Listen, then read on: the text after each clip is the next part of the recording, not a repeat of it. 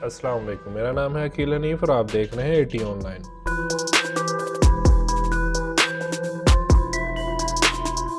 आज हम बात करेंगे प्रोग्रामिंग पे कि एग्जैक्टली प्रोग्रामिंग है क्या। आमतौर पर जब भी प्रोग्रामिंग की बात की जाती है तो उसको कोडिंग से रिलेट किया जाता है और डायरेक्टली सी प्लस प्लस या इसी तरह किसी लैंग्वेज के बारे में आपको सिखाना शुरू कर दिया जाता है कि जी यही प्रोग्रामिंग है। असल में प्रोग्रामिंग को अगर आपने समझना है तो वो सिर्फ एक कोडिंग का नाम नहीं है कि आप बस कोड करना स्टार्ट कर दो और आप प्रोग्रामिंग कर रहे हो। एक चीज़ और जो बहुत ज़्यादा सुनने में मिलेगी आपको वो ये है कि अगर जिसकी मैथमेटिक्स अच्छी है तो उसकी प्रोग्रामिंग भी अच्छी होगी। अब ऐसा क्यों कहा जाता है? जिस तरह मैथमेटिक्स में आप प्रॉब्लम्स को सॉल्व करते हो और आपके पास कुछ इनपुट होती है और कुछ आउटपुट होती है। इन शॉर्ट आपने प्रॉब्लम्स को ही सॉल्व करना होता है। कुछ छोटी छोटी प्रॉब्लम्स आपको मिलती हैं जिनको आपने कुछ इक्वेशंस या कुछ प्रोसेसिंग सा सॉल्व करना होता है। तो प्रॉब्लम सॉल्विंग टेक्निक्स जो हैं वो आपकी अगर अच्छी होंगी तो आपकी जो है वो मैथमेटिक्स अच्छी है। तो यही चीज़ आ जाती है प्रोग्रामिंग में। अगर आपकी प्रॉब्लम सॉल्विंग टेक्निक्स अच्छी हैं, आपको पता है कि आपको एक प्रॉब्लम को कैसे ब्रेक डाउन करेंगे और किस तरह से सॉल्व करेंगे, तो आपकी प्रोग्रामिंग भी अच्छी हो जाएगी।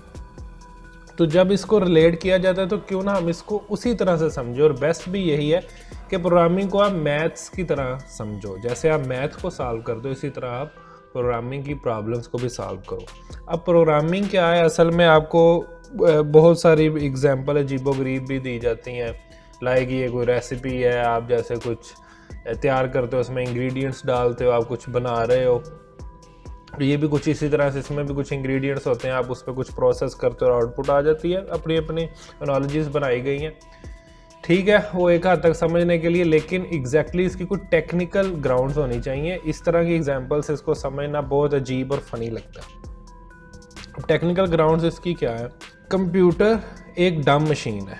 इस चीज़ को मैं समझना, हमें ये नज़र आता है कि ये बहुत कुछ कर रहा है, लेकिन ये बहुत ही एक डम मशीन है। इसमें एक कर्सर जो ब्लिंक कर रहा होता है, इसको उसका भी आइडिया नहीं कि वो किस तरह से करता है। लाइक यहाँ पर आप क्लिक करते हुए कर्सर ब्लिंक कर रहा है, इसके पीछे भी कुछ प्रोग्रामिंग हुई है, उसके बगैर ये ब्लिंक नहीं हो सकता। तो कंप्यूटर को तो इस चीज़ का नहीं पता, लेकिन एक चीज़ में ये माहिर है कि ये बहुत तेज़ी से और एक्यूरेटली कैलकुलेशंस कर सकता है। तो उसी का ही फ़ायदा उठाया जाता है और इससे अपने सारे काम लिए गए हैं। जितनी भी एप्लीकेशंस बनाई गई हैं या इससे जो भी काम आज तक लिया गया है, तो इन शॉर्ट हमें एक डम मशीन को कुछ बताना है। कुछ बताने से मुराद क्या है कि ऐसे वो बताना है जो हम इसको कुछ इनपुट दे के इसे अपने मतलब की इंफॉर्मेशन और आउटपुट इससे ले सके। तो दो चीज़ें आगे, सबसे पहले तो आपकी जो बड़ी प्रॉब्लम्स है आप उनको ब्रेक डाउन करते हो छोटी प्रॉब्लम्स में, और फिर उसमें आ जाता है कि आपके पास एक इनपुट होगी और आपको कुछ आउटपुट रिक्वायर होगी। इसके दरमियान में पार्ट आता है प्रोसेसिंग का, यानी यहाँ से यहाँ तक पहुँचने में आपको कुछ प्रोसेसिंग रिक्वायर होगी।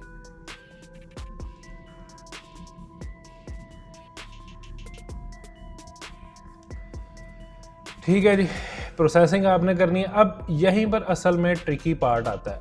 मैथ में आप क्या करते हो? मैथ में आपके पास इक्वेशंस होती हैं मुख्तलिफ, आपको लीनियर अलजेब्रा आपने अगर पढ़ा हो, क्वाड्रेटिक इक्वेशंस हैं, अलजेब्रा, जो भी चीज़ें हैं इसमें आपके पास कुछ इक्वेशंस होती हैं जिसके थ्रू आप इसको सॉल्व करते हो। प्रोग्रामिंग में एज सच इक्वेशंस तो ठीक है, अगर आपने कोई मैथ प्रॉब्लम ही सॉल्व करनी है और कंप्यूटर में उसको फीड करना है या प्रोग्राम करना है तो आप उनको रूल्स को तो फॉलो करोगे जो मैथ के अंदर होते हैं। लेकिन प्रोग्रामिंग के अंदर सिर्फ मैथ ही नहीं, आपने क्योंकि किसी ना किसी चीज़ को यूज़ करके इसको प्रोग्राम करना, लाइक कोई भी लैंग्वेज यूज़ करके आप इसको प्रोग्राम करते हो, तो आपको उस लैंग्वेज के हवाले से सारी इन्फॉर्मेशन और आइडिया होना चाहिए। तो मैथ के साथ साथ आपको उन चीज़ों का भी नॉलेज होना चाहिए। तो उसमें भी बेसिक आपके पास कुछ टूल्स हैं प्रोग्रामिंग को लेके जिनके थ्रू आप सारा काम करते हो, और वो गिनती के हैं। आपके पास बड़ी बड़ी बुक्स होंगी, हज़ारों पेजेस उसमें लिखे होंगे, और वो उन्हीं 4-6 चीज़ों को यूज़ करके आगे आप क्या क्या उससे कर सकते हो या उसमें बेस्ट प्रैक्टिसेस क्या है, यही इन्फॉर्मेशन उसमें दी गई होती है। प्रोग्रामिंग की दुनिया में अभी जितने भी इसको साल हुए हैं, 70-80 साल या जितने भी, ये एग्जैक्टली कहें तो 1960 से स्टार्ट हुआ है ज़्यादा इस पे वर्किंग जो है। पहले भी इस पे काम हुआ, लेकिन जो एक बूस्ट आया ना वो 50-60 के बाद आया। तो इसमें हमने ज़्यादा चीज़ें यही देखेंगे क्या नहीं करना। आप बुक्स भी पढ़ेंगे, डिस्कशंस भी आप देखेंगे तो वो उसमें यही चीज़ आ रही होती है कि हमने क्या नहीं करना, ये चीज़ें गलत है। आप प्रोग्रामिंग में इस तरह से प्रोग्रामिंग करोगे तो वो चीज़ें गलत है। तो बहरहाल देख लेते हैं कि क्या करना है और उसके लिए क्या टूल है। तो सबसे पहली चीज़ आपके पास आ जाता है प्रोग्रामिंग के अंदर कि आपके पास वेरिएबल्स है। ये राइटिंग मेरी यहाँ पर कुछ ज़्यादा अच्छी नहीं है, मैं फर्स्ट टाइम कर रहा हूँ। तो आपके पास वेरिएबल्स होते हैं और वेरिएबल सिंपल चीज़ है कि जिस तरह मैथ में यूज़ करते हैं कि suppose x is this and that, या y को ले लेते हैं, तो इसी तरह से सिंपल x y या कोई भी आप नेम रख लो लाइक एज, कलर, ये सारे आपके वेरिएबल्स हैं। अब वेरिएबल की कोई ना कोई वैल्यू होती है और क्योंकि नाम वेरिएबल है तो वो वेरी कर सकती है, वो चेंज हो सकती है। तो आप रख सकते हैं x इज़ इक्वल टू 10 है, इसी तरह से colour is equal to red. ठीक है जी, तो ये आपके वेरिएबल्स हो जाते हैं। सबसे बुनियादी चीज़ जो प्रोग्रामिंग के अंदर है वो यही है जो सबसे पहले सिखाई जाती है कि जी वेरिएबल्स हैं। अब आप देखेंगे कि ये दोनों वेरिएबल डिफरेंट है। इसके पास एक वैल्यू है नंबर के अंदर और इसके पास नंबर में वैल्यू नहीं है, एक नाम है सिंपल। तो इसको फिर कैटेगराइज किया जाता है वेरिएबल्स को कि इनकी टाइप्स क्या है। कंप्यूटर को ये भी बताना होता है कि इनकी टाइप्स क्या है। आल दो कुछ लैंग्वेजेस हैं जिनमें आपको टाइप बताने की ज़रूरत नहीं है, लेकिन उसमें भी वो टाइप ऑटोमेटिकली कन्वर्ट हो जाती है जिसमें वो रखना है। तो हम सिंपली समझते हैं कि टाइप्स क्या है। ये जो चीज़ है, ये जो नंबर है, इसको हम कहते हैं इंटीजर। तो इसकी टाइप बन जाएगी, शार्ट में आमतौर पर यूज़ होती है int x is equal to 10। तो इससे ये बताने से ये हो जाता है कि इस x जो ये वेरिएबल है इसके अंदर जो वैल्यूज़ आएंगी वो इंटीजर होगी। इसी तरह से ये है कलर है, कलर की वैल्यू हमने रखी है तो ये होती है स्ट्रिंग, इसको हम स्ट्रिंग कहते हैं क्योंकि इसमें मल्टीपल करैक्टर्स हैं, उनको जोड़ के एक बन रहा है, तो ये हमारी कहलाएगी एक स्ट्रिंग। तो स्ट्रिंग हो गई। अब इसी तरह से अब हमारे पास ये भी नंबर आएगा 10.4। अब ये होते हैं फ्लोट नंबर, फ्लोटिंग पॉइंट है इसके अंदर, तो ये कहलाएंगे फ्लोट। तो इसकी अलग आ जाएगी कि ये फ्लोट नंबर है। तो इस तरह से टाइप्स डिफाइन की जाती हैं किसी भी वेरिएबल की, ताकि कंप्यूटर को पता हो कि इसमें किस तरह के वैल्यूज़ आ सकती हैं और फिर इससे हट के कोई दूसरी वैल्यू, दूसरी टाइप की वैल्यू नहीं आ सकती। लाइक यहाँ पर इंट x रखा है तो x के अंदर हम ये 10.4 नहीं रख सकते, x इज इक्वल टू 10.4 नहीं आएगा क्योंकि ये फ्लोटिंग नंबर नहीं रख सकता। x है इंटीजर टाइप का, तो इसमें फ्लोट्स नहीं आ सकते। तो इसलिए हम इसमें 10.4 या समथिंग 3.6 ये नहीं कर सकते, इसमें सिर्फ इंटीजर्स ही आएंगे। और अगर आप फ्लोट रख लेते हैं तो उसमें इंटीजर भी आ सकते हैं, क्योंकि फ्लोट के अंदर लाइक हम एक रखते हैं जी, हमारे पास है float f is equal to 10.3 और इसी तरह से हम इसमें रख देते हैं f इज इक्वल टू 10। तो ये ऑटोमेटिकली अपने पास स्टोर करेगा 10.0, क्योंकि अगर कोई भी फ्लोटिंग नंबर ना हो तो उसका क्या बन जाता है, 0.0 में आ जाता है वो। तो ये 10.0 ऑटोमेटिकली बन जाएगा। तो इसलिए हम फ्लोट के अंदर इंटीजर्स को रख सकते हैं, इंटीजर में फ्लोट को नहीं रख सकते। अब लैंग्वेजेस ने क्या किया कि अगर आप उसमें रख भी देते हैं तो वो क्या करता है, अगर हम इंटीजर की बात करें, इंटीजर में 10.4 मैंने रखा है तो वो सिर्फ इंटीग्रल पार्ट जो है ना, इंटीजर पार्ट जो है वो इसको एक्सेप्ट करेगा और ये इसको डिस्कार्ड कर देगा, ये ख़त्म कर देगा। तो आप x में 10.4 भी रखो तो x के अंदर वैल्यू 10 ही आएगी। तो ये छोटी छोटी चीज़ें होती है जो जिससे थोड़ी सी कम्प्लेक्सिटी बढ़ जाती है, लेकिन अगर आप बुनियादी तौर पर उसको समझोगे तो ये ज़्यादा मुश्किल चीज़ें नहीं हैं। लाइक जैसे सिंपल ये टाइप्स का, अब इस पे लंबे जोड़े लेक्चर्स दिए जाते हैं, लेकिन बात सिंपल सी है कि आपने बताना है कि किस तरह की वैल्यू इस वेरिएबल में आ सकती है। और जब आपने बता दिया कि इसमें इंटीजर टाइप की वैल्यू आ सकती है तो फिर आप कोई और वैल्यू इसमें सेव नहीं कर सकते।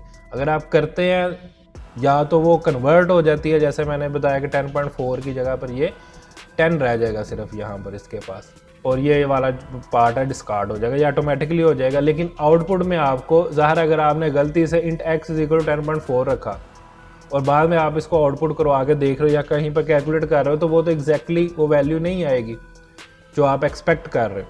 तो इसलिए आपके जो रिज़ल्ट है वो ख़राब हो जाएगा। आप देखेंगे कि आउटपुट आपको गलत मिल रही है, ये आउटपुट तो नहीं इसकी होनी चाहिए। तो उसमें यही छोटी छोटी चीज़ें होती हैं जिनका ख्याल रखना होता है।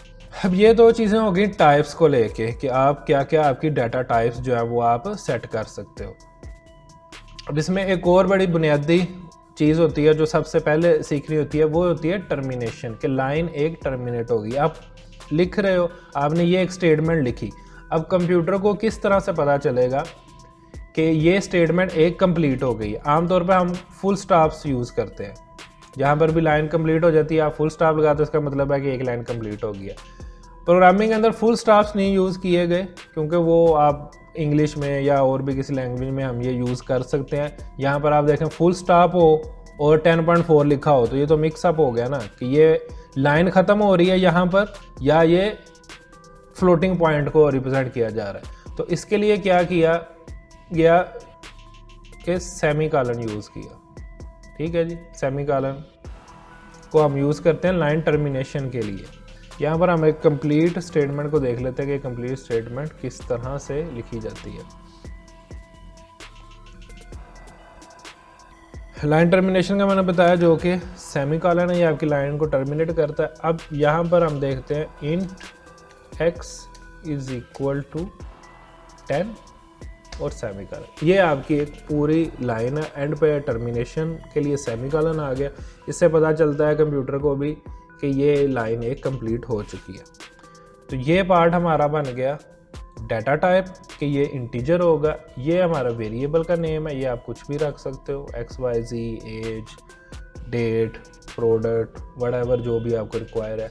इक्वल साइन वैल्यू असाइन करने के लिए, और यहाँ पर आपका आ गया सिंपल एक वैल्यू जो एक इंटीजर वैल्यू होगी जो इसको असाइन हो जाएगी, और ये आपका लाइन टर्मिनेशन आ गया सेमी कॉलन। अब इसको दो पार्ट्स में भी किया जा सकता है, मुख्तलिफ तरह के सिंटैक्स हैं, मतलब सारे ही वैलिड हैं। आप यानी आप इसको लिख सकते हो int x और सिंपली आप इसको सेमीकोलन लगा दो, तो इसका मतलब है कि आपने एक x वेरिएबल बना दिया। अब जब आपने इसको वैल्यू असाइन करनी है तो आप लिखोगे x = 10, x = 10 और फिर सेमीकोलन। तो ये सिंगल लाइन में हुआ, x को 10 वैल्यू मिल गई और ये आपने 2 लाइन्स में इसको कंप्लीट किया। पहले आपने सिर्फ उसको डिक्लेयर किया कि ये एक वेरिएबल है और उसके बाद उसको वैल्यू असाइन कर दी। तो ये दोनों तरीक़ेकार है, दोनों का एंड रिजल्ट सेम ही है कि x में वैल्यू जो है वो 10 आ जाएगी। अब इसमें एक और चीज़ आ जाती है कि जब आप वर्किंग कर रहे हो तो वेरिएबल आप रिपीट नहीं कर सकते, सेम नेम से 2 दफ़ा वेरिएबल नहीं रख सकते। लाइक int x = और मैं दोबारा से लिख दूँ यहाँ पर ही int x = 10, int x और int x = 10। तो इसका मतलब यह है कि x को 2 दफ़ा यहाँ पर बना दिया गया, तो ये ठीक नहीं है। आप सेम नेम से 2 नहीं कर सकते, इससे मतलब कन्फ्यूजन क्रिएट होती है ना कि किस x की बात हो रही है। एक आपने यहाँ पर डिक्लेयर कर दिया, एक आपने यहाँ पर डिक्लेयर कर दिया, सेम नाम है। जब आप एक्सेस करोगे तो आप ये वाला एक्सेस कर रहे हो या ये वाला एक्सेस कर रहे हो, तो इसलिए आप सेम नेम दोबारा नहीं यूज़ कर सकते। ये बेसिक है। सबसे पहले इस पे जो है मैं वर्किंग कर रहा हूँ और इंशाल्लाह इसकी पूरी एक सीरीज़ बनाई जाएगी जिसमें इसी तरह से बिल्कुल बेसिक लेवल की चीज़ें आपको बताई जाएंगी, समझाई जाएंगी कि असल में प्रोग्रामिंग है क्या। और इसका ताल्लुक किसी भी लैंग्वेज से नहीं होगा। सिंटैक्स किसी लैंग्वेज से मिल सकता है क्योंकि किसी ना किसी लैंग्वेज में तो कोड लिखना ही है ना। ये लाइक C का ये सिंटैक्स है, तो वो सिंटैक्स किसी लैंग्वेज से मैच हो सकता है, लेकिन मेरी पूरी कोशिश रहेगी कि ये लैंग्वेज इंडिपेंडेंट हो। आप चाहे वेब में काम करो, आप इसमें जावा में काम कर रहे हो, C में करते हो, बिल्कुल अभी स्टार्ट कर रहे हो, PHP में, या कोई भी जावास्क्रिप्ट, कोई भी लैंग्वेज हो, उस पर ये डिपेंड ना करे। अगर आप यहाँ से स्टार्ट करते हो तो आप इंडिपेंडेंट हो किसी भी लैंग्वेज से। आपने अगर इन चीज़ों को सीख लिया तो आप किसी भी लैंग्वेज पर जाके वर्किंग कर सको। अभी तक के लिए इतना ही। अपना बहुत सा ख्याल रखिएगा। अल्लाह हाफ़िज़।